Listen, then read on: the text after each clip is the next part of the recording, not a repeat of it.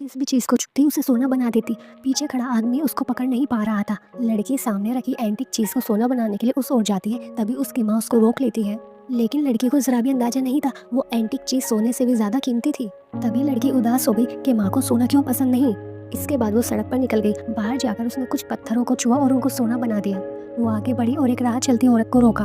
बच्ची ने पूछा, क्या आपको थोड़ा सोना चाहिए? लेकिन उस औरत ने कहा वो झूठ बोल रही है। तभी एक आदमी आता है। उसने लड़की के हाथ से सोने के पत्थर लिए और उसको ध्यान से देखा। उसको यकीन नहीं हुआ। उसने वापस वो सोने के पत्थर जमीन पर फेंक दिए। ये देखकर बच्ची और ज्यादा कंफ्यूज हो गई। आखिर सबको सोना क्यों पसंद नहीं था।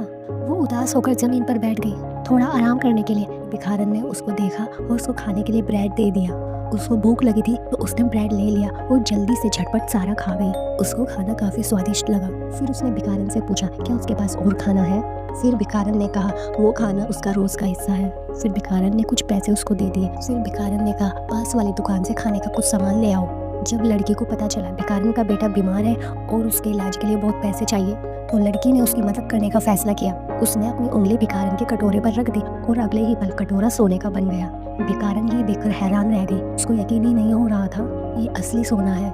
लड़की उसको सोने की दुकान पर ले गई ताकि बदले में पैसे ले सके। लेकिन जैसे ही दुकान वालों ने उनके फटे पुराने कपड़े देखे तो वो उनको बाहर निकालने लगी। ये देखकर लड़की ने सीधा सोने का कटोरा लेकर दुकानदार को दिया। दुकान वाले को लगा ये नकली है। उसको भरोसा ही नहीं हो रहा था कि भिखारन के पास सोने का कटोरा हो सकता है। लेकिन बच्ची ने जिद की कि ये असली सोना है और उसने तो यहाँ तक कहा आग से जलाकर चेक कर लो। तभी दुकान वाले ने लाइटर निकालकर चेक किया। तभी वहाँ पर मौजूद सब लोग हैरान रह गए। वो जो कटोरा था बिल्कुल असली सोने का निकला। शोर सुनकर मैनेजर भी वहाँ पर आ गया। उसने चश्मा लगाया और ध्यान से कटोरे को देखा।